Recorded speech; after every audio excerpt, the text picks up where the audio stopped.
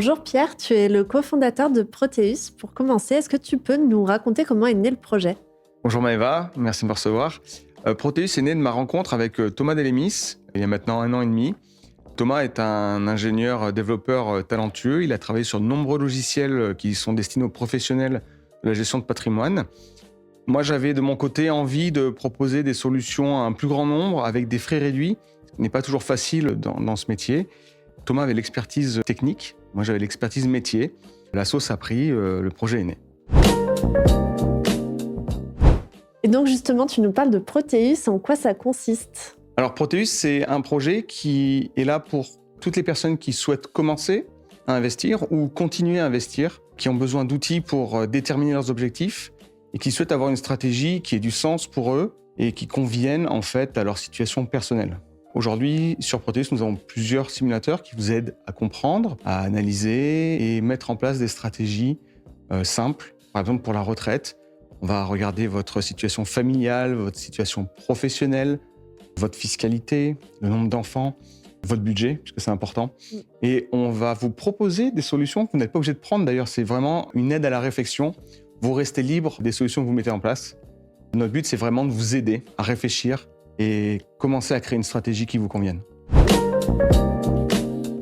J'ai l'impression qu'avec Proteus, vous réinventez la méthode d'investissement ou la manière d'investir. Est-ce que tu peux nous en dire plus à ce sujet? Oui, mais c'est exactement ça. En fait, Proteus est né de ce constat où aujourd'hui, on propose souvent des solutions en disant « Voici, c'est la meilleure solution pour vous, il faut prendre une assurance vie, il faut prendre une CPI », d'ailleurs, tous des termes un peu barbares et complexes pour beaucoup d'investisseurs. Et on oublie souvent que l'investisseur, avant tout, il va investir pour un objectif. Et donc, on inverse le schéma de conseil, on repart des objectifs, on repart de la raison première, pourquoi le client a envie, pourquoi l'investisseur a envie d'épargner. Et on va essayer de construire une stratégie qui convienne dans le temps avec sa situation personnelle et ses projets à court, moyen et long terme. Je pense que en France, ou les Français en tout cas, ont une peur d'investir. Comment t'expliques ça? C'est une bonne question, c'est pas facile d'y répondre. Je lisais récemment un sondage d'Opinionway qui expliquait que 80% des Français avaient peur de perdre en investissant. Et 75% d'entre eux avaient peur de ne pas prendre la bonne décision. Donc c'est vraiment des craintes qui sont liées, je pense, à la méfiance et à l'incompréhension. Et c'est tout à fait légitime. Moi, si demain vous me demandez, alors c'est peut-être une mauvaise idée d'en parler, mais vous me demandez de refaire une salle de bain, je vais avoir peur de le faire parce que c'est pas mon métier. Quand vous demandez à quelqu'un de faire quelque chose qui n'est pas son métier, ça lui fait peur. Donc ces craintes sont légitimes et je pense que le devoir, et on prend la bonne direction. Aujourd'hui, il y a beaucoup de podcasts financiers, il y a beaucoup d'éducation financière, des événements où on essaye d'éduquer les Français sur l'investissement. Je pense que c'est une très bonne chose. Proteus essaye de son côté aussi d'apporter de l'éducation. Cette rencontre, cette interview en fait partie. Ce qu'il est important d'aider les Français à investir, c'est de leur amener de la clarté, la simplicité. On n'en parle pas assez de la simplicité, mais je pense que aider la démarche d'investissement à être plus sobre, plus simple, en enlevant tout ce qui est complexe, parce que ce qui est complexe fait peur, permettrait aussi aux Français de commencer peut-être plus facilement à investir. Voilà, donc c'est tout ce qu'on essaye d'apporter. La transparence aussi. Comment est-on rémunéré? Pourquoi est-on rémunéré? Voilà, c'est des choses que nous avons mis en place, en tout cas chez Proteus. Je suis d'accord, il y a, je pense, une méfiance. Finalement, moi, j'y connais rien. Est-ce que c'est risqué pour moi de me lancer dans l'investissement? Oui, alors déjà, par construction, l'investissement est risqué. Il y a toujours un risque de perte en capital. Vous le verrez toujours, les petites astérix qui vous disent investir comporte un risque de perte en capital. C'est le concept de l'investissement. Ce qui me paraît important de souligner, si on n'est pas éduqué ou si on n'y connaît rien ou si on ne se fait pas aider, on met en place des mauvais fonctionnements, des mauvaises habitudes. Je vais prendre un exemple. Mais un investisseur qui achèterait tous les mois, qui mettrait, on va dire, 250 € sur la bourse, pour faire simple. Tous les mois, il a entendu dire que c'était vachement bien de faire ça, ça permettait de lisser la performance et que c'est ce qu'il fallait faire. La première crise arrive, il est en plus-value, il a gagné un peu d'argent. Alors, plus-value, c'est j'ai gagné de l'argent. Et puis la crise arrive et les cours commencent à s'effondrer. Mais comme il était en plus-value, bon, il voit sa plus-value se réduire et il se dit c'est pas grave, c'est pas grave, c'est pas grave. Jusqu'au moment où la crise s'enfonce un peu plus, et puis il arrive à être à zéro, il ne gagne plus rien. Et puis la crise, il continue de mettre tous les mois 250 € parce qu'on lui a dit qu'il fallait continuer. Et là, il passe à moins 5%, moins 10%, moins 15%, moins 20%. Peu importe. À un moment donné, il va craquer, il va se dire ah non, non, non, j'annule tout, je retire mon argent, j'ai trop peur. Ou je le mets sur un fonds euro parce que c'est sécurisé. Et donc en fait, ce qui se passe, c'est que au pire des moments, il va arbitrer. Arbitrer, c'est-à-dire changer son allocation. Changer sa méthode, ouais. Et en fait, il va se retrouver à vendre au pire moment et à avoir acheté tout le temps avant.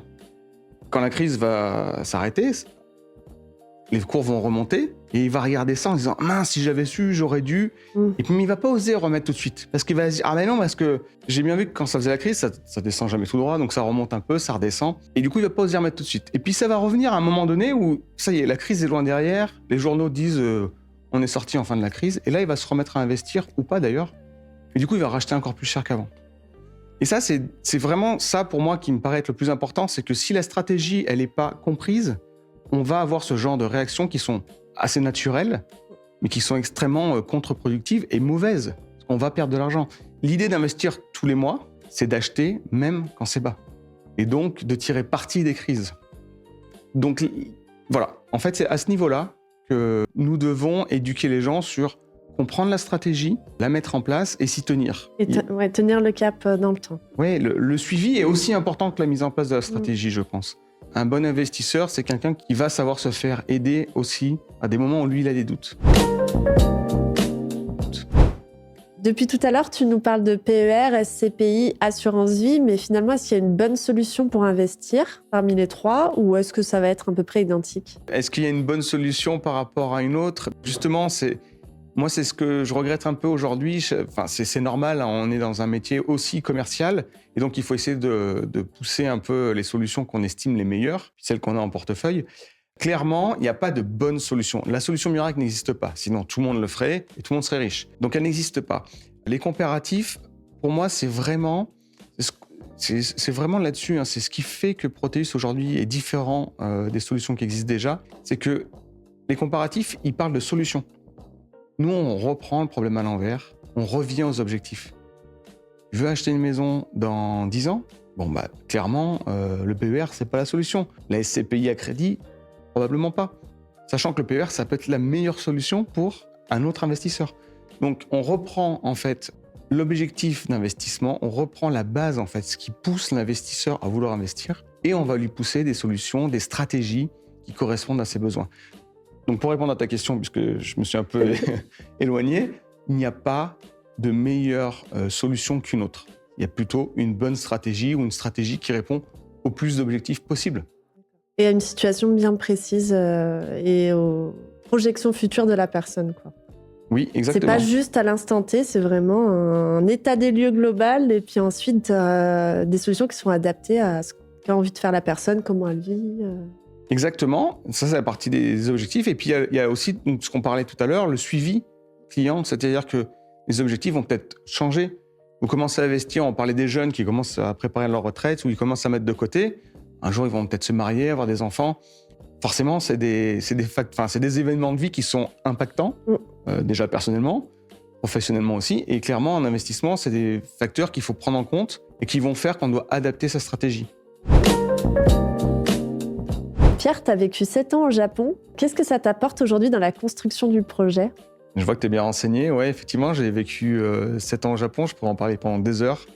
C'est un pays où je me suis marié. Mes enfants sont nés là-bas. Ce que j'ai appris au Japon, c'est tout le parcours client. C'est-à-dire, dans la vie au Japon, tout est facile, tout est simple. On se sent... Il n'y a pas de stress. C'est vraiment quelque chose d'important. Et dans la vie professionnelle, tous les process d'entreprise sont faits pour que le client se sente à l'aise et qu'il n'y ait pas de heurts, en fait. C'est très important pour eux. Et comme j'ai travaillé là-bas, j'essaye d'implémenter tous ces systèmes de façon à ce que le client se sente en confiance. L'investissement fait peur, donc vraiment la culture japonaise là-dessus est très importante, dans le sens où l'accompagnement du client est très important pour qu'il se sente à l'aise sur des décisions qui sont quand même impactantes d'un point de vue financier et pour le reste de sa vie.